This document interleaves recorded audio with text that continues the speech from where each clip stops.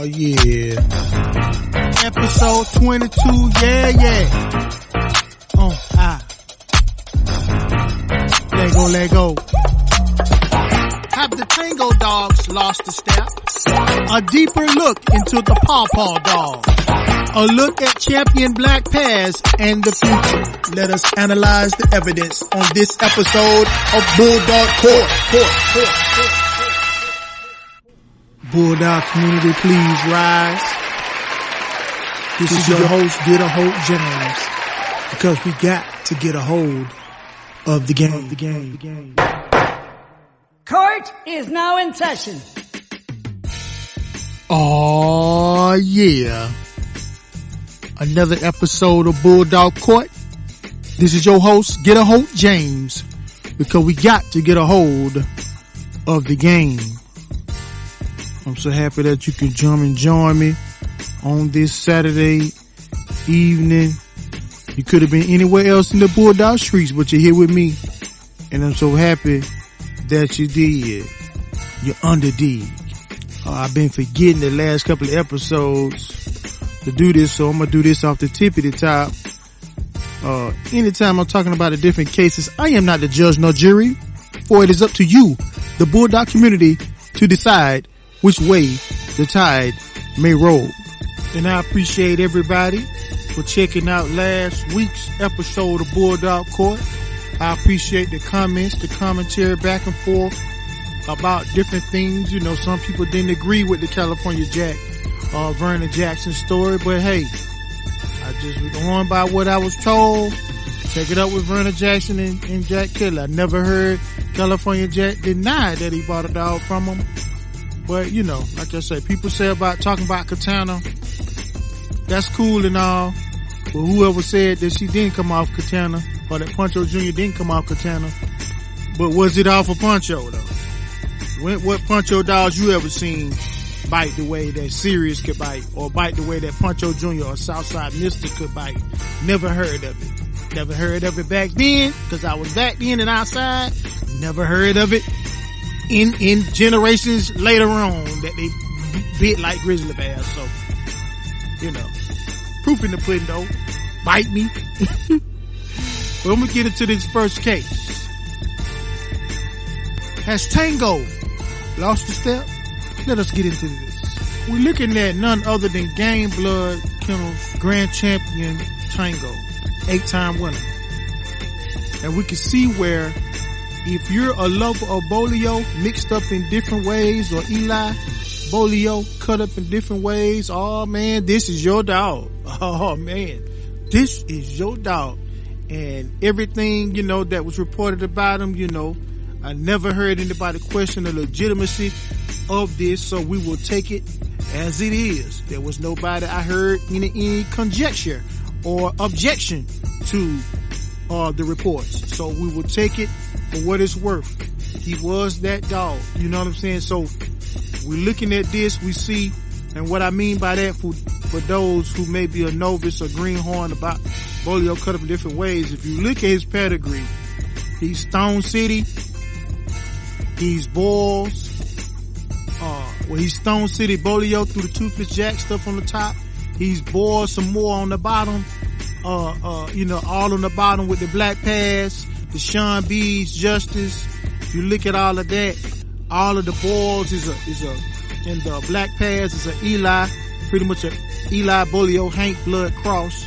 Then you have all the Stone City stuff, and there's a little Buck sprinkled in the bottom of the pedigree too, so that's also Pat Patrick Bolio stuff. Some people believe Buck really is is not a pure Bolio dog, but he is in fact Bolio on top, Zebo Boomerang on the bottom. I'm cutting this with a borrowed axe. I heard Fat Bill mention this before. I've talked about his real pedigree, and you know, if it is, that made me like it more. I don't know about you, but that made me like it even more. I like Buck even more, you know. I still feed Buck, so I'm not, you know, objectifying any of that. I do still feed Buck dogs, you understand, Gaston dogs. So, miss me with the I'm hating, because I actually feed those dogs, so I'm not objecting to any of that. Like I said, that makes me like them more. I love battle cross dogs.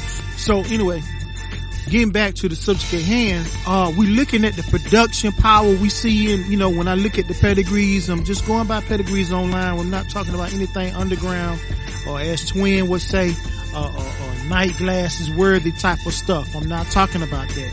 But we talking about just what we see just on the surface level of looking at pairs online. And we know that everything is not on pairs. Everything is not meant for pairs. So, I just want to make that clear also.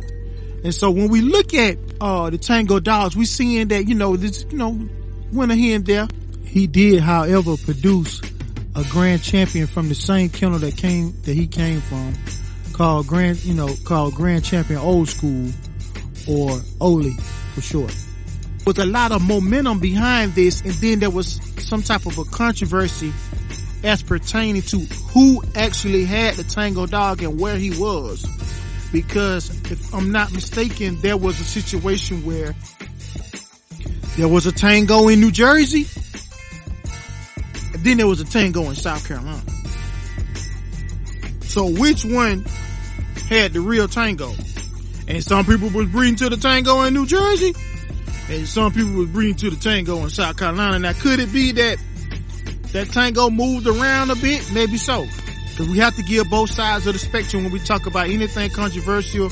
We try to give both sides and try to look at it from different angles. And just, like I said at the beginning, it's for the Bulldog community to decide which way the tide may roll. So it's not up to me. I'm just giving different perspectives of what possibly could have happened. The reason why there was some kind of mix up with Tango. And if there is somebody who was counterfeit and impersonating, thinking that they had a dog that looked similar to Tango and misled people to breeding to that dog, that may be why we don't see enough success with the line that we thought we would see, being what his reputation was as a game dog. So we know that some years have passed now. This is nothing current. Years have passed, and as we look down through the generations, some of these animals have left out of the United States. So we're not, talking about that. So we just don't know whatever happened to these animals. It looked like they lost the step. They lost momentum. And it may be a possibility it could directly be resulted in the fact that people didn't know which one to breed to. One person saying one thing, another person saying something else. The people that were breeding to the one that might have been the false one was getting dogs that wasn't good, and then it caused to put a stain on the bloodline and that dog unjustly. Do you understand what I'm saying? It could have been unjust in the way that people looked and analyzed his offspring, because in fact it was not his offspring.